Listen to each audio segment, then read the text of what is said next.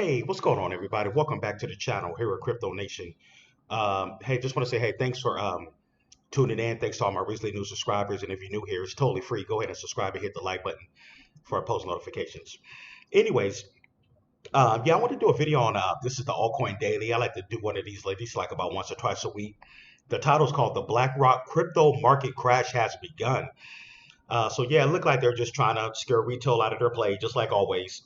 But me personally, I just been eating these dips up. But anyways, let's get right on to it. See what they're talking about. Reports first outflows as Bitcoin ETFs shrink 20% since March. And it's not just BlackRock, it's also Fidelity, ARK, Bitwise, all of the Bitcoin ETFs in red this month. As of yesterday, the US Bitcoin ETF outflows saw 564 million to the negative. Today's panic selling dumped over 9,700 BTC onto the market. And this is not the time to panic, despite what your mom's favorite comedian continues to tell you. Bitcoin is so stupid. Come on. It's all crashing. I mean, it's a Ponzi scheme. It's preposterous. The truth is, the US spot Bitcoin ETFs still hold a lot of Bitcoin. BlackRock's on-chain holdings are still 50 steps forward, now just a few steps back. Fidelity, same thing, 50 steps forward, now just minimal steps back. But if you're invested in cryptocurrency, watch today's whole video, as we'll talk how much more selling of Bitcoin from these ETFs should we expect. Also Cardano news, XRP news, lower cap altcoin news, and much more. But starting with Bitcoin, even though the selling has escalated this month, we really started back in April. The spot Bitcoin ETFs in total saw 344 million net withdrawals in April as flow reversal continued. And this was a reversal. This was the first monthly net outflows since trading began in January. And while obviously led by Grayscale, they're in the red right here, they're always selling. It's what we started seeing from the rest. We saw Grayscale's fund exiting 2.5 billion, exiting the ETF over the last month. ARK Invest witnessed 86.3 million in monthly net outflows for April. Also Valkyrie, yet we were always held up by BlackRock. You could say this is a great potential long-term store of value. BlackRock had a 71-day inflow streak. Last month, BlackRock's IBIT continued to dominate net inflows into the spot Bitcoin ETFs, taking in 1.5 billion during April. This was massive. This was a run that put BlackRock in the top 10 ETFs of all time. Yet that came to an end on April 23rd, and the fund has seen 5 days of consecutive zero flows since. Now, how can a fund have zero inflows? Are the Bitcoin ETF numbers being manipulated? This was a question people were asking. How is it possible that there were zero inflows and outflows from BlackRock for 3 days straight? Actually, now 5 days. Is it possible that BlackRock isn't selling their holdings when their clients sell? And I guess it's no manipulation, it's just middlemen. The answer is authorized participants, of course. They act as a buffer within a limited volatility range. I appreciate that perspective. But either way, the zero inflows and outflows have stopped, and now it is just outflows. So BlackRock's Bitcoin ETF has had their first day of outflows, 37 million, yet has taken in $15 billion plus in Bitcoin year to date. For perspective, iShares Gold ETF has had $1 billion of outflows this year. Another gold ETF has also had $3 billion in outflows, and gold is up 16% year to date. This is what ETFs do. Inflows don't go up in a straight line. And just in, huge announcement, MicroStrategy unveils plans for a Bitcoin-based decentralized identity using ordinals. We call MicroStrategy Orange. Thank you, Michael. Michael presented a very compelling case for why we need decentralized identity and DIDs, decentralized identifiers. What are calls and puts? What is the process of exercise and assignment? How are So MicroStrategy has already built one application using its service. Orange for Outlook integrates digital signatures into emails to enable recipients to verify the identity of the sender. He made an even more compelling case why it makes sense to anchor digital identity into the Bitcoin blockchain, protected by the strength and the security of the Bitcoin network. What this means for you as a Bitcoin hodler: MicroStrategy just launched an enterprise platform for building decentralized apps on Bitcoin. This adds to the fundamental value. And then he introduced a specification that we open source today. The first draft of the specification is available on the MicroStrategy GitHub today for how you actually do that. How do you create a decentralized identifier anchored into Bitcoin? And also, just in, US PayPal users can now purchase the following cryptocurrencies through MoonPay, meaning Solana, Cardano, Polkadot, Chainlink, SHIB, Doge now can be bought through PayPal. And speaking of PayPal, the former PayPal president, David Marcus, says Bitcoin is going to be the native currency of AI. No one in the world will accept any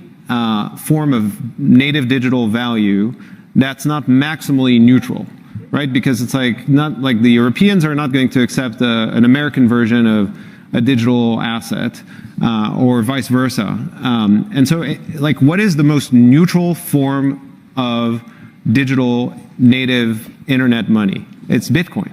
And so if you make it super efficient, super fast, real time, at the speed of AI transactions, that's basically going to be the native currency of AI. And this is very interesting. BlackRock has officially reached out to Hedera. This time, there's no misinterpretation.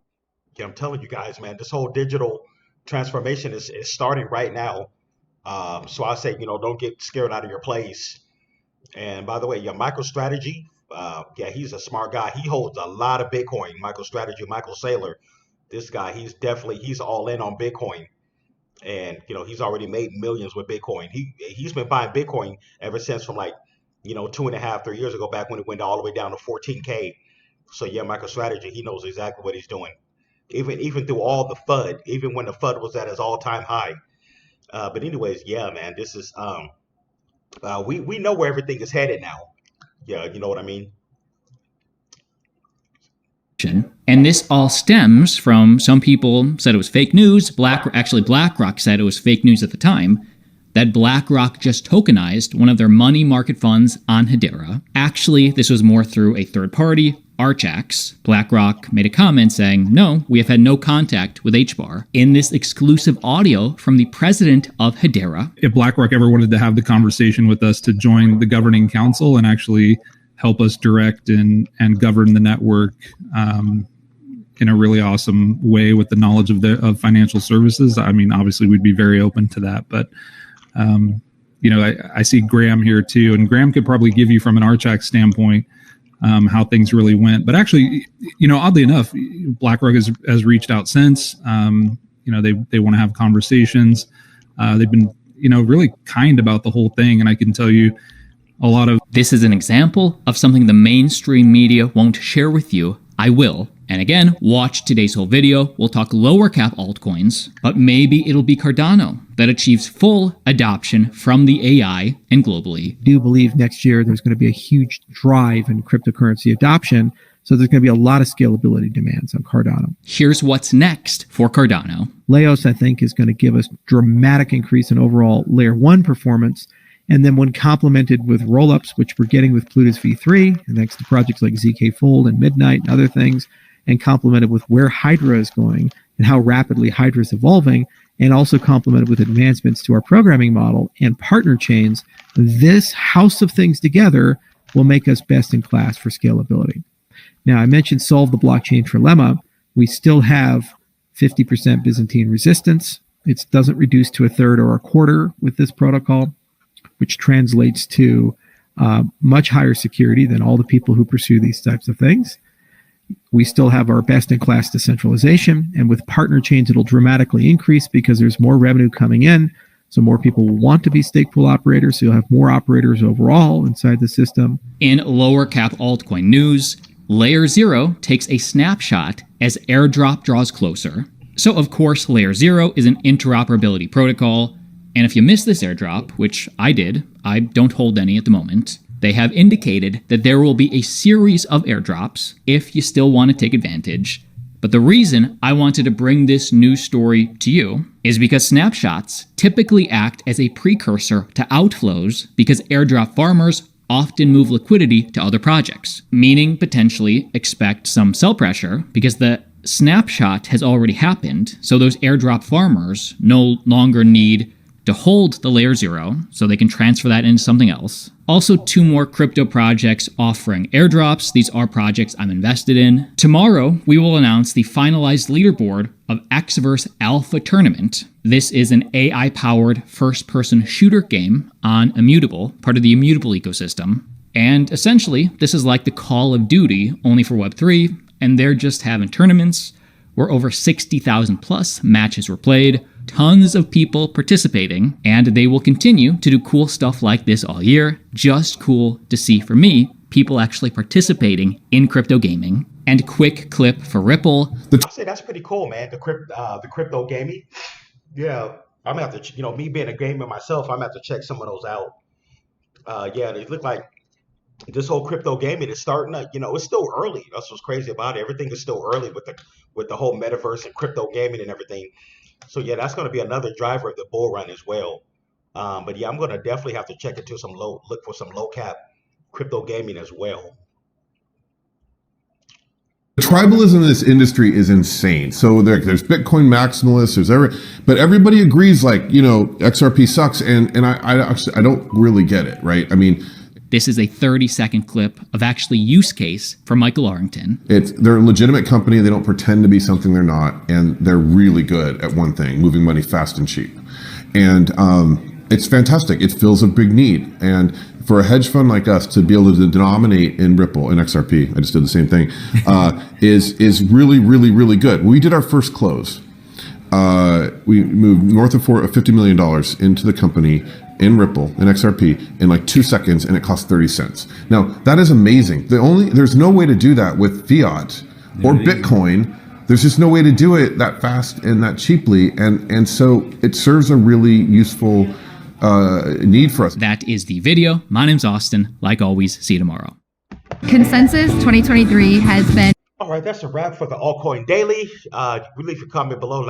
Don't forget to subscribe and hit the like button. For post notifications, and yeah, that's how we do it here at Crypto Nation. Also, yeah, if you'd like to support the channel, PayPal and Cash App will be in the description. But yeah, that concludes the video. Tell me what you think. It's going to be a lot going on in crypto. It's definitely going to be a lot going on. So yeah, we just got to stay, pretty much, stay locked and loaded. But anyways, thanks for tuning in. I will see you guys in the next one. Take it easy.